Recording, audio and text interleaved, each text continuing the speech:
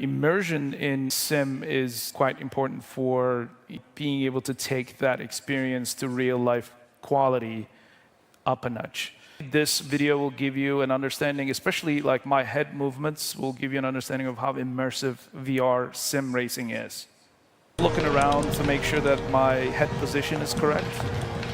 In an open wheel vehicle like this, I can actually lean forward and see my wheels and look around as much as I want. You can't do that by looking at a monitor.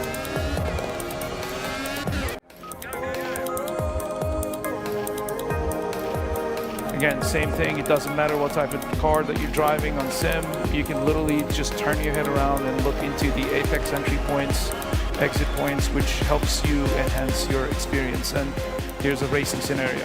So I'm constantly looking around, making sure, especially if you're doing multiplayer racing, there are rules like real life. You cannot hit your opponent. You have to definitely keep in mind your surroundings, take a look at your opponents, where they are, and adjust your position at the track at all times.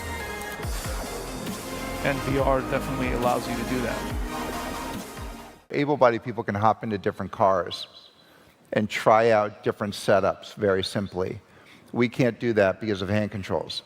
So what sim does for us is it allows us to test and try in a way that we would not be able to do otherwise, the way able-bodied folks can do, which is incredible. If you think about what sim does, sim replicates the real world, and if you have a very nice sim, you get to feel the movement underneath you, but we don't feel that anyway. I use my shoulders to feel the movement under the car under me, and so that actually makes the sim more perfect for disabled folks than it does for able-bodied folks, because we're actually getting almost the exact experience that we would on track, because we don't feel that movement underneath us.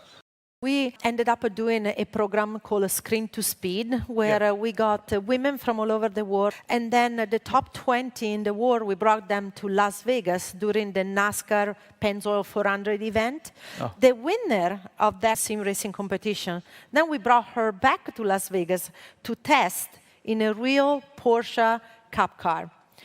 And the result was amazing because the girl didn't even have a driver license.